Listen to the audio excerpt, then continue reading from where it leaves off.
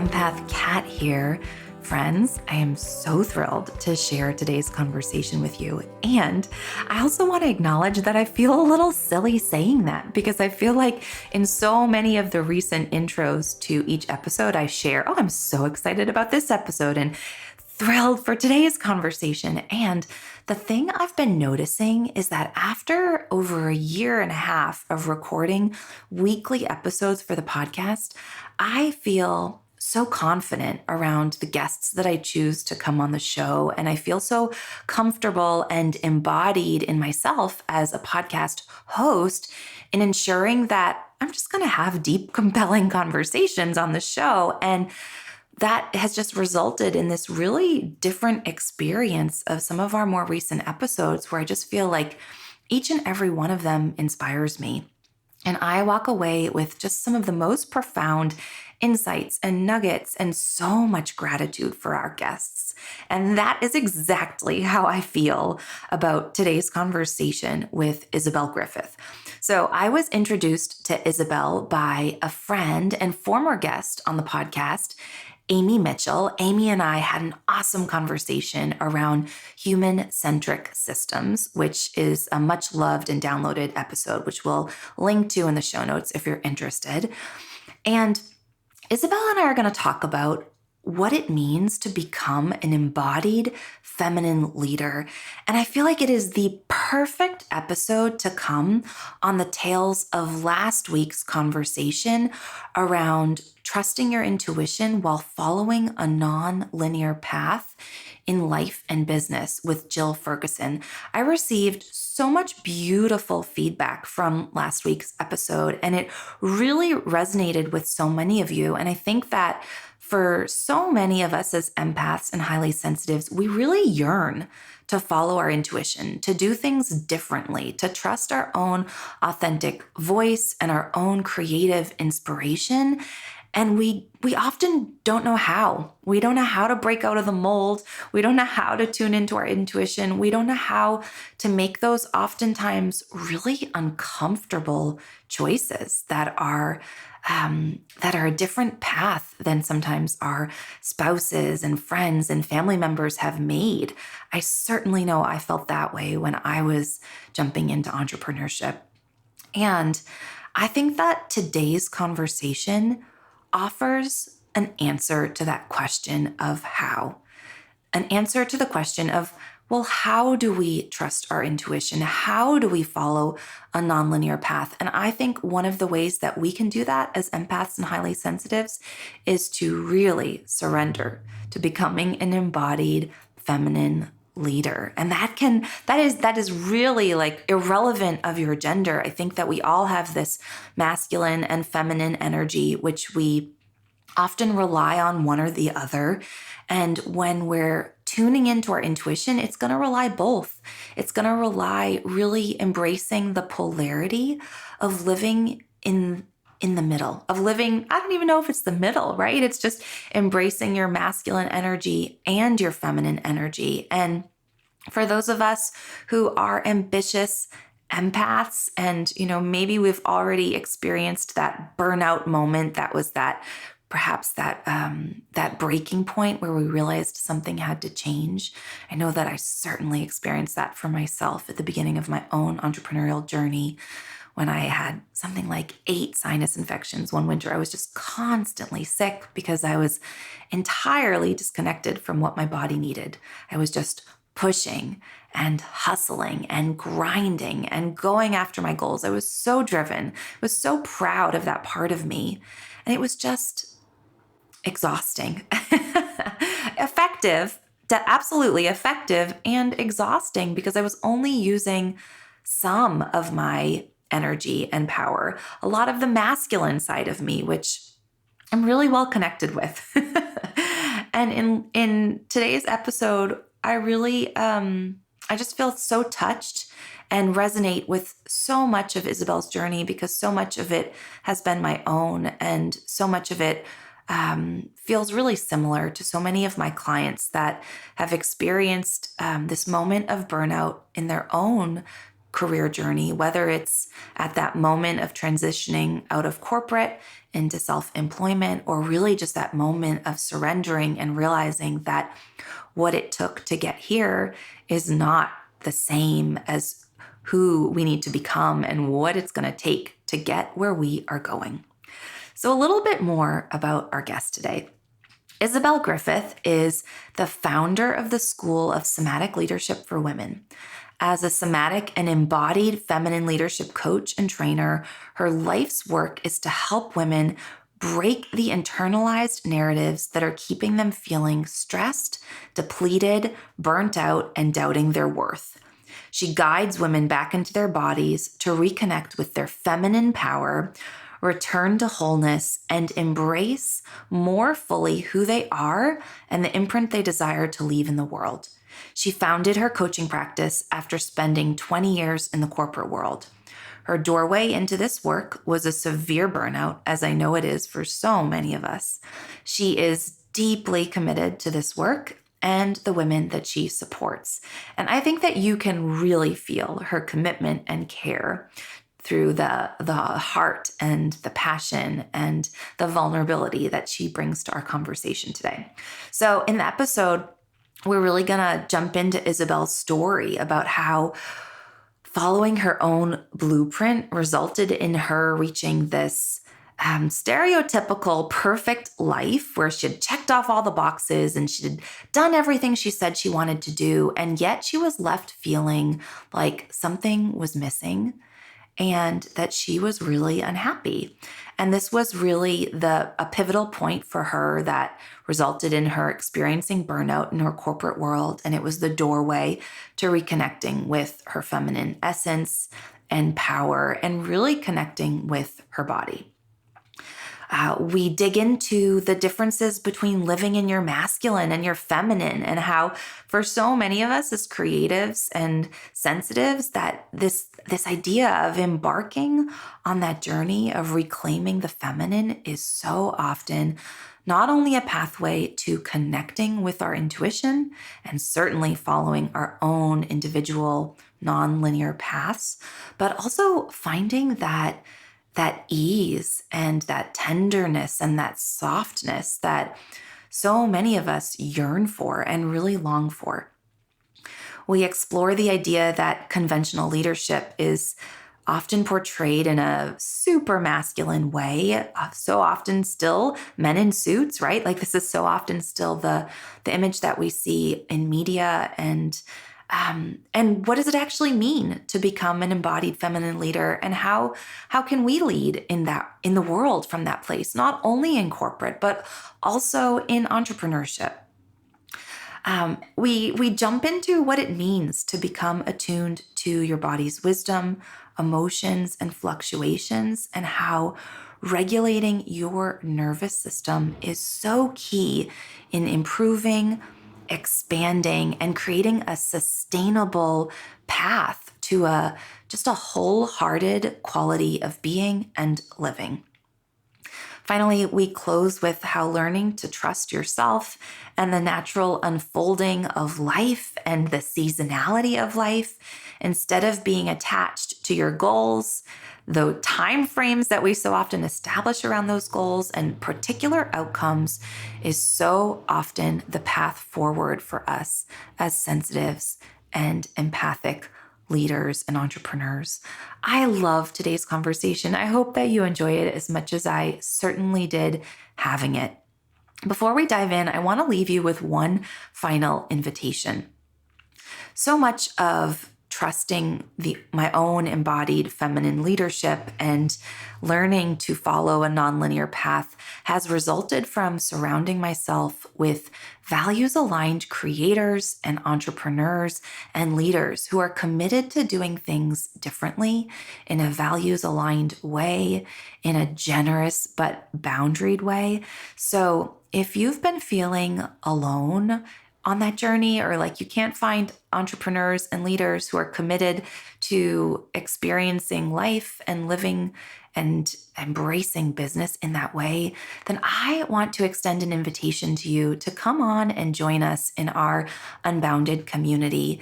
I'm going to share more in an upcoming episode about why I chose to open up our previously private community for the public to come and join us. But in the meantime, I want to invite you to come join us. We're going to drop the link to our community in the show notes for today's episode, and I look forward to connecting with you. And with that, let's dive in.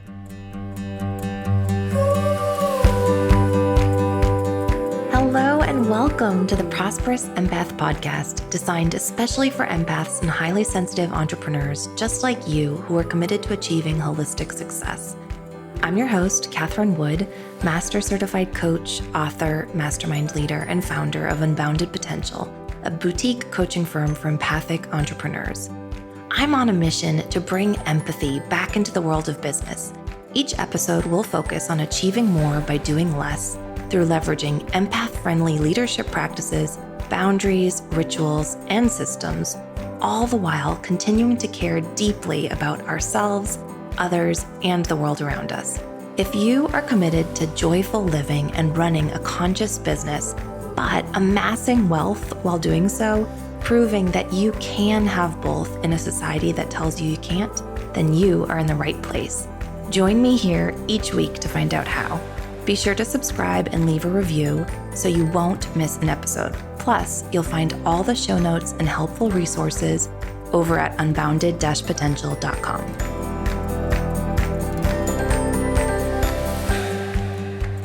Isabelle, welcome to the podcast. I'm thrilled to have you here today. Thank you very much for having me, Catherine. It's a pleasure to be here. By way of getting us started, I'd love to invite you to share your pronouns and then a little bit about your story and perhaps what has us here on this podcast today. Yeah, so my pronouns are she and her. And my story, and I'll try to keep it brief, is maybe just starting and making it real by bringing us back to a moment in time, probably 12, 13, maybe more years ago. And it was a story of me sitting on a little bench outside my house on a work day, sitting there with a cup of tea in my hands. It was a beautiful end of summer's day in England, here where I am. And to anyone passing by, I would have appeared to be having the perfect moment of a quaint, reflective moment with myself. And actually, what was really happening inside me couldn't have been more different. I felt completely broken.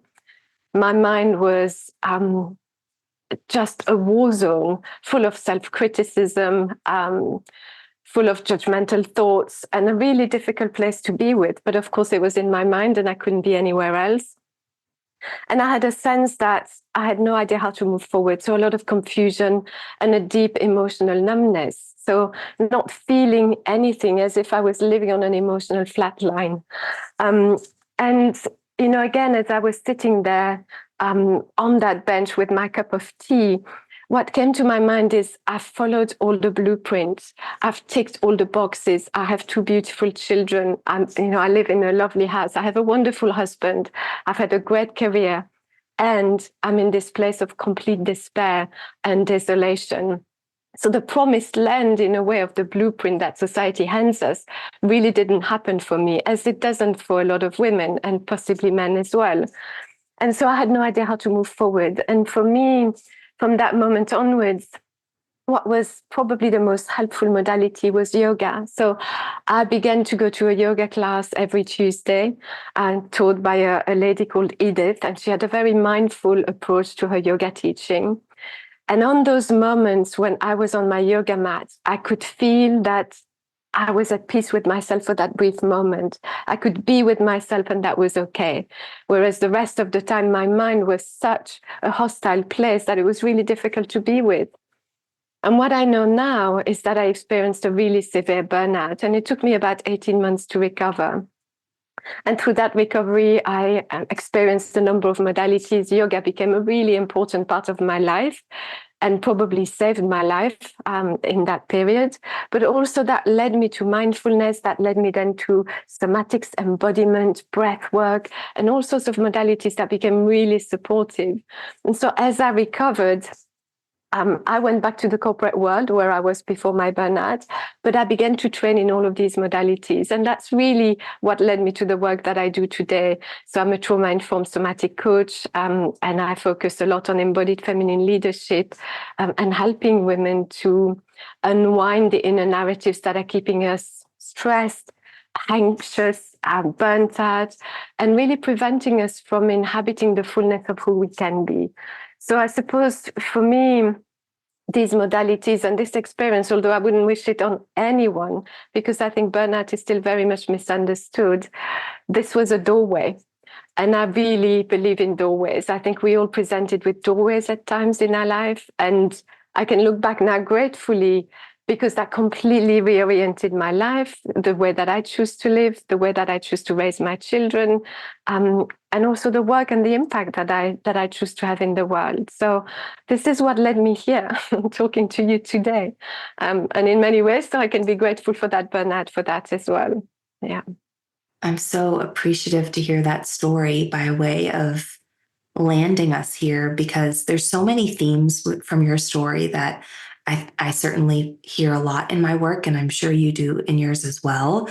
And, what you mentioned around burnout, I think is really fascinating. I think burnout is so often a doorway to transformation and exponential change for so many of us, because we really reach that breaking point where we can no longer continue living and lifing in the same way that we have. And it can oftentimes just create that powerful moment of enough is enough.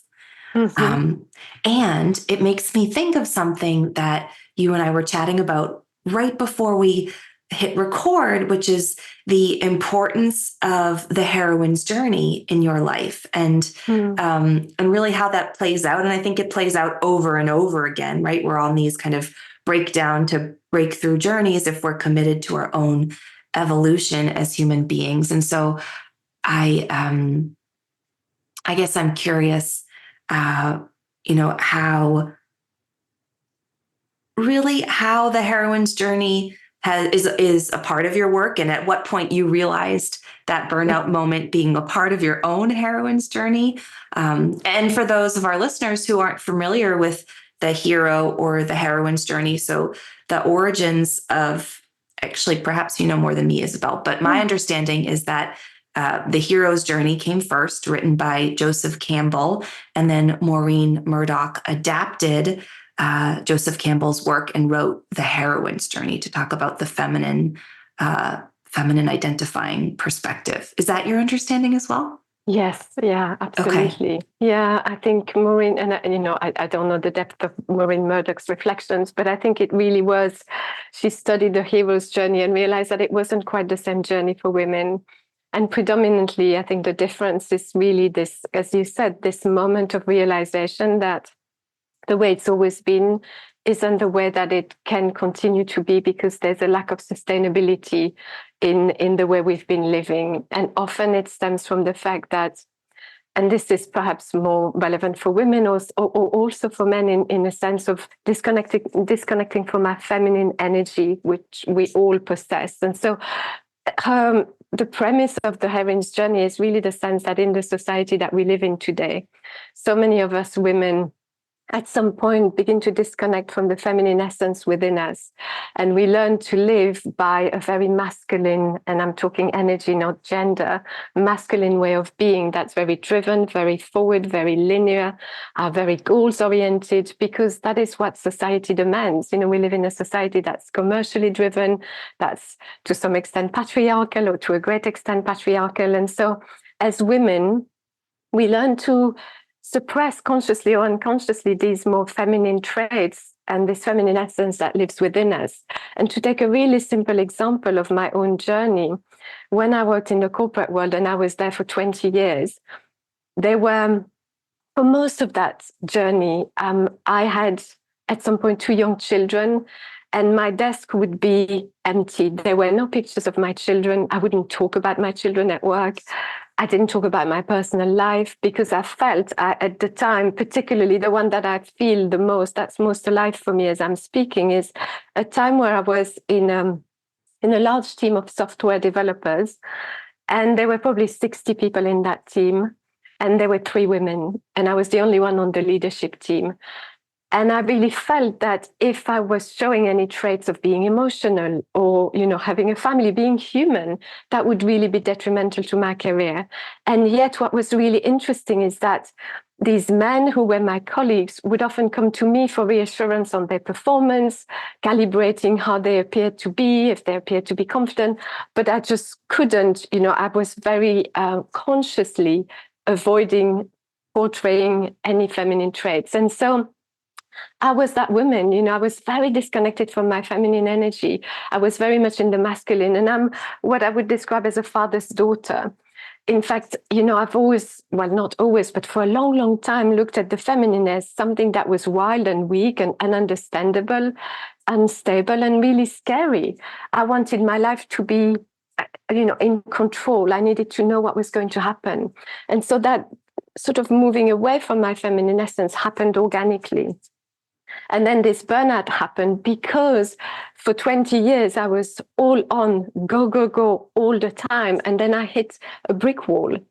And so the journey of the heroine from there is really to choose or not to step into that doorway, through the doorway, and to descend into her body, to face her shadows, and then to re-emerge as, somebody who's more fully embodied, who's been in the liminal space and who's integrated the masculine and the feminine so that they live within her in harmony. So it isn't a case of saying, well, I was all go, go, go, goals driven, forward, and now I'm going to be floaty and flowy and just wild and unpredictable. It's really this integration of all these parts of ourselves that we leave on the table when we disown our feminine essence. So maybe the more nurturing, empathic, compassionate parts of us, the parts of ourselves that's cyclical and non-linear, the part of us who operates a little bit differently from a goals perspective and really needs to feel these goals and this vision in her body to be able to move forward. And again, this is true regardless of gender. It's the inner balance, the yin and yang coming into that dance. So I hope that helps to some extent to frame the heroine's journey. And to answer your question about when I came to realize this, very late. I came to realize this really late. Certainly it wasn't until I came to this work. And I delved more deeply into the masculine and feminine polarity within us that I came through or across the heroine's journey, and I realized this is me. This is exactly what I experienced. And in some ways, I think what Maureen Murtaugh's presented us with is this map of how we can come back to wholeness as women and tap into this power that's uniquely ours. Wow, so much brilliance there. In the language of the hero's journey, and they talk about kind of the fall of the hero and the meeting of their own internal and external foes. The language is so aggressive. The words that are used to speak to these different points that you meet along the hero's journey are very kind of masculine, like you mentioned. And I just so appreciate in your speaking of the heroine's journey, how it's so much more of a internal disconnection with self and then a reconnection with self, and how it's so much more of a welcoming and embodied practice and journey.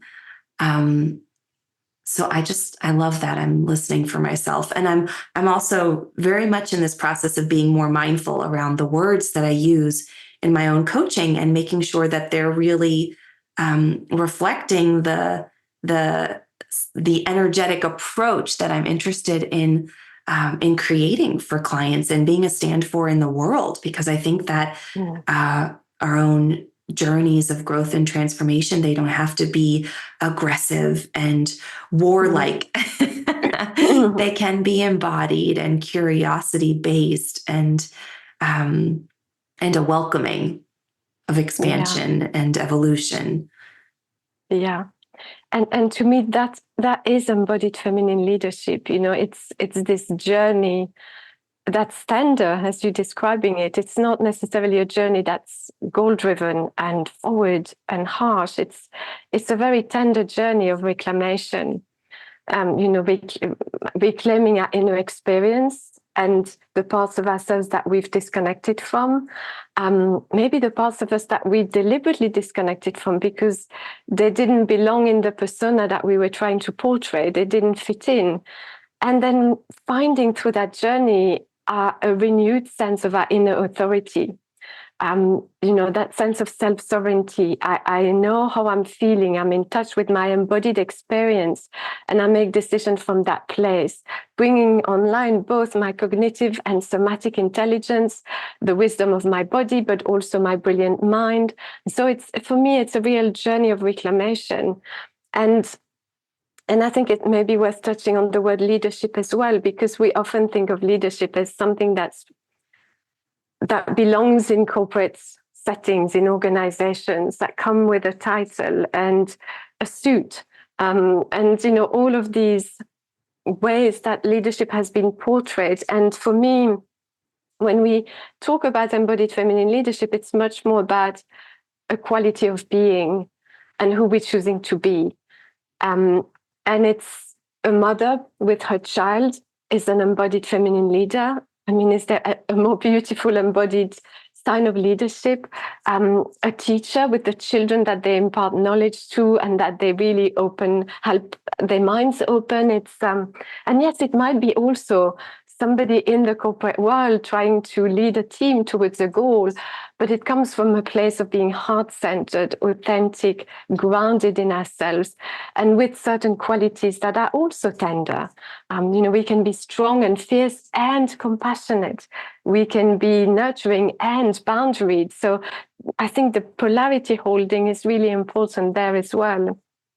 I think as I was listening to you, I was just imagining that I think many of my listeners would find challenge with this idea of I don't have to be goals oriented, or I don't have to be driven by my milestones and my objectives, that there's actually another way, and that not only is there another way, but that there's also another approach that can be equally, if not more successful, that their approach doesn't have to be at the expense of their bottom line or their success. And so I guess I'm curious, how can we have it all as embodied feminine leaders? Well, I think it's important to make a distinction. I think being an embodied feminine leader doesn't mean we don't have goals. I think it means we approach them from a slightly different perspective. And I think part of that is our quality of being in the doing. How do we do what we do? It's not necessarily that we don't aim for goals. It's maybe that we hold them less tight, and that it's almost like opening a fist a little bit and giving a little bit of space for uncertainty, for change, for fluidity and flexibility to happen, because ultimately we never know what might happen. So there's a quality of, maybe this particular milestone isn't going to happen, and that will reorient us towards this completely other way of approaching the project. And that's okay. So there's a quality of fluidity. There's also a quality of bringing a bit of beingness in the doing. Again, if I take a personal example, before I burnt out, I used to leave home at 7:30 in the morning, come back at 7:30 at night. I had young children, and my whole life was almost managed in an Excel spreadsheet, and I was go, go, go all the time. So I would come home from work at 7:30 at night, and I was really conscious of the fact that I needed to put my children to bed. And I had this window before everything would fall apart and the children would be overtired. And so I would walk in. I wouldn't take a moment before opening the door to center myself or to just take a breath. I would walk in still with that energy of having commuted, arrive at home. I wouldn't even take my coat off or my shoes off. I would walk straight in the kitchen and I would start cooking. And I look back on that version of myself with a lot of compassion, but also a huge amount of sadness, because I could have so easily placed my hand on the door handle, taken a breath, and walked in with a completely different quality of being. I could have taken an extra moment to hug my children. And we talked about the fact they're now teenagers. I can't tell you how much I would give to open a little door to go back there and to do it differently. And I would take my coat off and welcome myself home. And that would have completely shifted the whole evening. And I think that's true for the way we do work too. We don't have to be all tensed up against a goal. There can be a sense of striving within with a sense of softening on the outside. And that's sometimes an exercise that I invite people to do, really sensing that the inner body can be moving up and striving, but there's a softening around the outer body. And that's what I'm talking about. Well, that's a simple way of looking at it, and how can we bring a little bit of flow, knowing that sometimes doing is really helpful and sometimes being is what's needed. So being in that quality of doing in those moments with my children is not so helpful. And equally, sometimes at work, I need to be in doing. So it's finding that flow. And again, that harmony between masculine and feminine, the fire and the water, the grounding in the earth and then the creativity in the air. So it's just coming to these moments of choice and taking a pause and asking ourselves, what's needed here and what do I want to embody, rather than saying, let's float and see what happens. Mm-hmm. I hope this helps a little bit. It's brilliant. And I was even just appreciating as you and I were speaking, I noticed both of us, our shoulders were up and they rolled back and down. Yeah. And it reminds me of where we started this conversation talking about yoga, because I'm not sure if you know this about me, but I became trained as a Kundalini yoga instructor in 2020. And that was really about the time that I started owning being an empath and highly sensitive. And I completely changed my model of business. I launched my mastermind during that time. I ended 2 business partnerships, which felt out of alignment for me. And it was a real awakening for me. So while, my journey and my entrance into coaching didn't start through somatics, when I came to Kundalini yoga, that was a real exponential growth moment for me in my decade of being in business. And it doesn't strike me as a coincidence. It strikes me as, of course, when you became more attuned with your body and the wisdom of your body, that you would become more attuned with your intuition and what feels right and appropriate and the path for you. And so I guess I'm curious around this concept of being an embodied feminine leader and whether it's possible without being attuned to the somatics, being attuned to your body's wisdom. Like, are they mutually necessary? Is it one and the same? Is it different? And also for my audience that may not even know or not, really not be familiar with the world of somatics, I'd love for you to share even a little bit more about what does that even mean? What does it mean to be somatically attuned? Yeah. Yes. Well, being somatically attuned, and this is my interpretation, and, there might be many others, but being somatically attuned is practicing what we might call embodied presence. And embodied presence means that we are attuned to the sensations, the currents, the emotions, the fluctuations of our body. We know now that a lot of our intelligence, a lot of our wisdom, a lot of the conversation between our brain and our body comes actually from the body to the brain. We also know that the body is just like the mind, a collection of all of our previous experiences and the experiences of 7, 8 generations before us. So the body has a huge amount of knowledge and wisdom.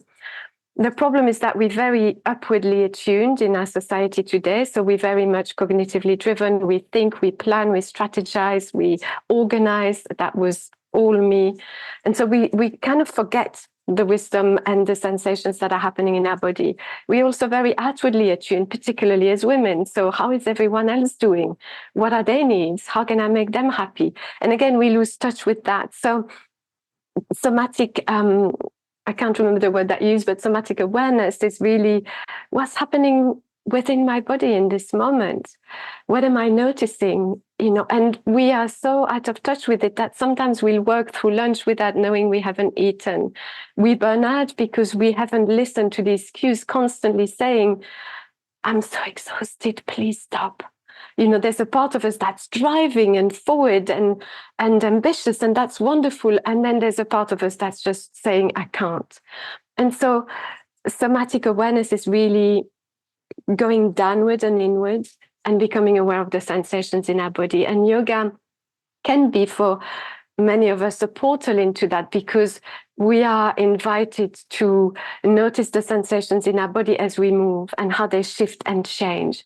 And this is also why it was such a moment of respite for me, because finally I could be with my body and in my body.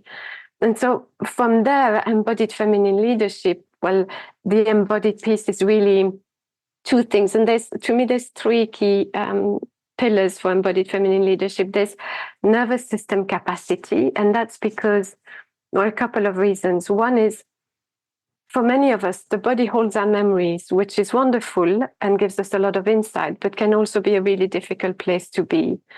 And so without creating capacity and without creating a place of regulation within our body, it can be a very tender place to be. And so the first point is really to learn to be anchored in our body in a way that's safe. And we do this through nervous system regulation, really understanding our nervous system.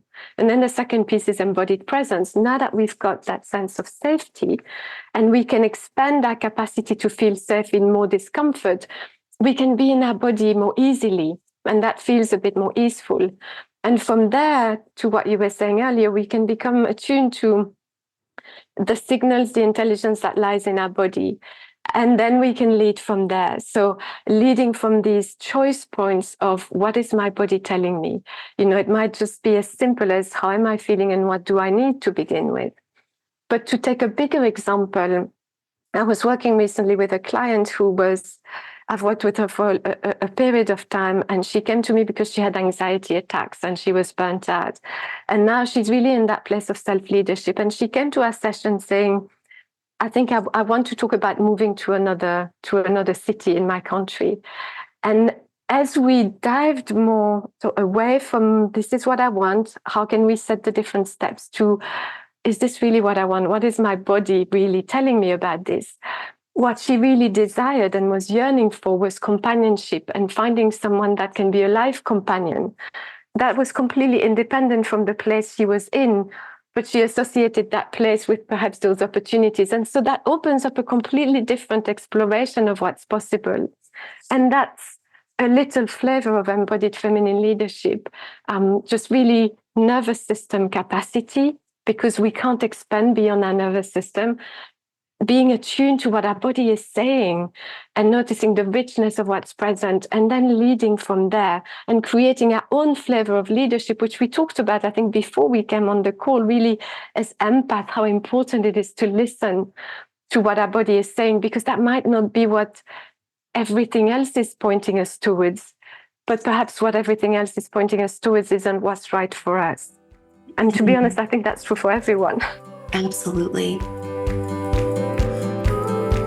Hitting pause on this episode for just a moment to tell you about my absolutely favorite way for you to experience a taste of our work with ambitious empathpreneurs in our Emerge and Unbounded masterminds, two of the only communities we know of that are exclusively for early and established empath entrepreneurs.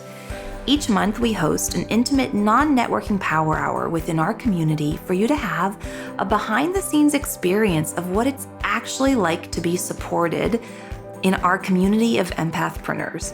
Join us for the next event on Monday, April 15th at 12 p.m. Eastern Time by jumping on over to the show notes for this episode and grabbing your spot at unbounded-potential.com/podcast.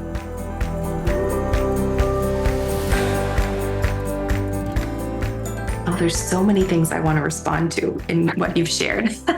But the theme that feels just the most powerful is this idea of nervous system regulation, because this is something I've been reflecting on a lot in my work. And I perhaps, I love working in groups and I facilitate masterminds. And something I've really come to appreciate is that there is this concept, there is this idea in a group where there's emotional safety and psychological safety, that co-regulation is possible, that our nervous systems can be co-regulated through being in a group where there's psychological safety. And something I've just been reflecting on is that when we can't regulate our nervous systems on our own, but we can find that experience in community, in values aligned groups, that it can actually allow us to connect with our own, not only internal wisdom, but also the depths of what we want, in a way that I haven't experienced often.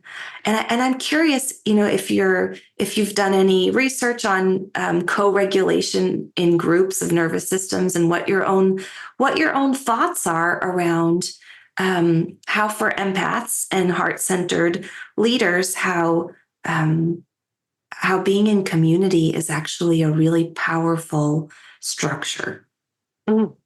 Absolutely. I so love this. I think being in community is critical, particularly if we're choosing a path that is maybe more embodied, that maybe doesn't require that we go all forward, that reflects a choice of living or creating a life that's our own and that's uniquely ours, because that isn't easy. So I think it's important for us just to marinate within that, I don't know, I don't know what the word is, but within that essence of, here we do our own thing. Here we are open to being authentic. Here we can drop the mask, we can drop the shoulds, we can drop the facade, and we can be ourselves and have really open and authentic conversations, and how rare that is in our everyday life. So I think just for that, it's such a beautiful experience to be in community. And then also to your point about co-regulation, we know that our nervous systems are constantly in resonance with each other. And we might have experienced that simply by walking into a room where an argument has just erupted and noticing that something isn't quite right, even if we have no other information. So being in the presence of other people who are regulating and regulated is hugely important, because we live in a world that's not fit for human consumption, as I always say. Our nervous system is constantly triggered. And sometimes we can self-regulate, but sometimes we need that co-regulation. And it's so wonderful to have these anchoring moments in our weeks or our months where we can come back in co-regulation. So, from a nervous system perspective, we know that is critical. And we also know that it's sort of a dance between both, because the more regulated we are, the more prone we are to tending and befriending and to going towards each other, to engage and to collaborate. And equally, the more we are in these collaborations and co-regulation places, the more we can regulate our nervous system. So it's a beautiful dance. And I think the world today really needs that. If only we were all more regulated, we would live in a very different world. And that sense of co-regulation and community is one of the 4 anchors that I talk about. Again, when I talk about embodied feminine leadership, it's anchoring in ourselves first, really finding that embodied presence and what's happening within me. And can I cultivate that self-energy and be in my inner authority? Anchoring in community with each other. And then anchoring in our deeper yearnings, in our deeper truth, in our deeper meaning. What is it that I really want to create here? What's pulling my heart forward? And then anchoring in mystery and leaving space for flow and leaving space to trust the unfolding of life, because ultimately we never know. So I think these spaces that you're creating for, masterminding and co-regulation are so, so critical, so important. Yeah, I love that. It's kind of like these topics that just emerge from your knowing, right? It's not from your intellect or your research. It's just from your felt experience. Yeah. It's something that I've been sitting on a lot, and I just I wanted to share this story because it's maybe divine timing. But I just finished yesterday the recording of this workshop on embodied leadership at the Strozzi Institute, which is a. Mhm. Are you familiar with it in the Yeah, U.S.? It's very a much. Yeah. okay. So it was an embodiment workshop, and she was having us personify these two experiences, these two polarities that we really are experiencing in our life, and really kind of taking the posture of each of those polarities, and perhaps just the distinct emotional sense and the felt sense, and the how are your shoulders and how are your hands, and how do you feel, and what thoughts come to mind. And um, the polarity that I was holding was the experience of being self-employed and becoming a mom, which is Mhm. something I'm really sitting with right now. And um, and there, for me, when I was sitting in the gosh, I don't even know which one it was, probably a little bit of both. There was just this experience of feeling kind of attached, like this feeling of fear and nervousness. And how do I hold both of these polarities as true? How do I become both in this next chapter for me? And something that I was really present to is that sometimes when we embody what we're feeling intellectually, we we gain some more levity around how we're showing up, because attachment, being attached to results and being attached to outcomes, is something that comes up a whole lot in my line of work, working with ambitious empaths.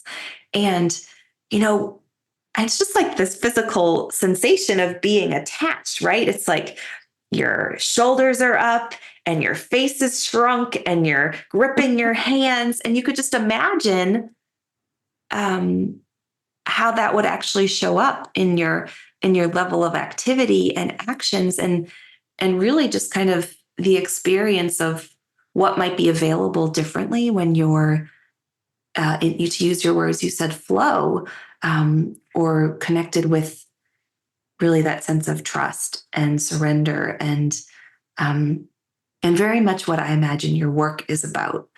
So I Mm. just love this reminder that sometimes connecting with what we're experiencing or what we're thinking about on an somatic level can help us not take ourselves so seriously, which I would love a heaping dose of right now. Yes. Yeah.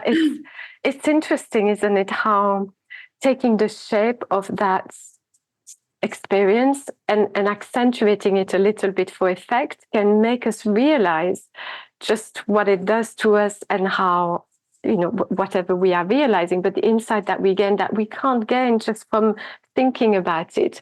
I've had a similar experience embodying perfectionism, and to me it's this like forward and again all contracted, and then flow, and it's a completely different experience. And I think that's a practice of holding polarity and coming to blend both and see where that leads. It's really, really powerful.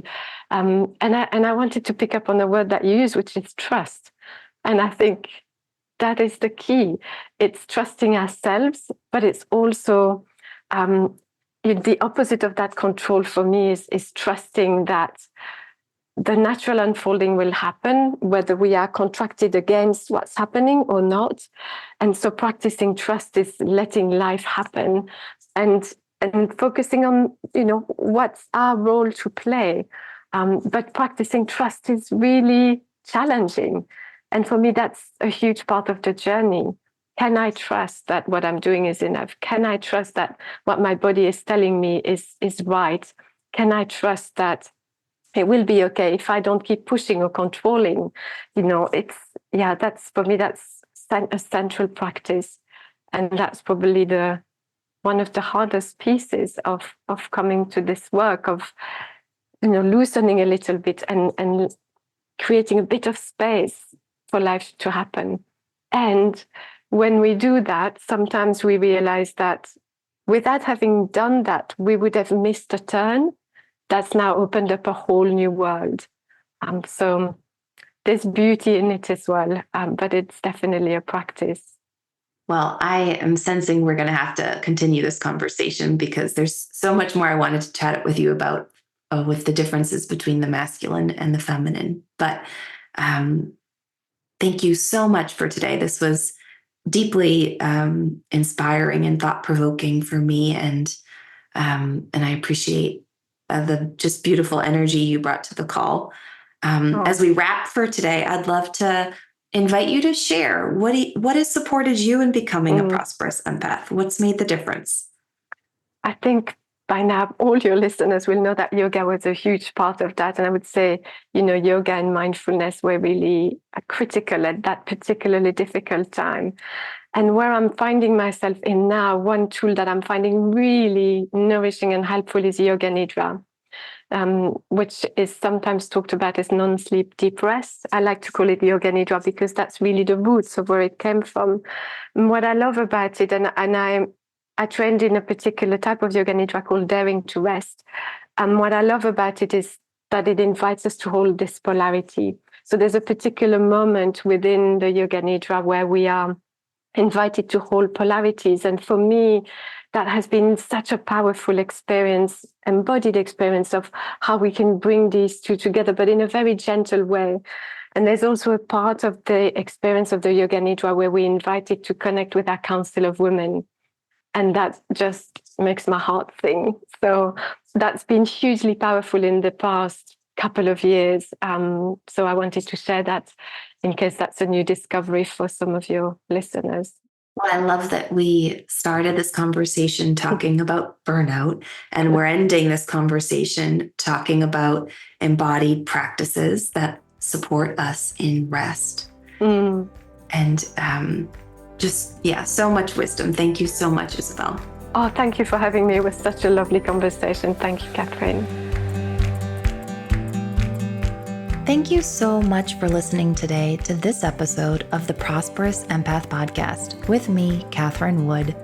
Make sure you subscribe and leave a review so you don't miss an episode, and so more empaths just like you and me can find the show. As a thank you, each month, one lucky reviewer will receive a 60-minute coaching session with a member of our Unbounded Potential team. You can find all the show notes and bonus resources over at unbounded-potential.com. Thank you so much for listening and locking arms with me to bring empathy and prosperity back into the world of business.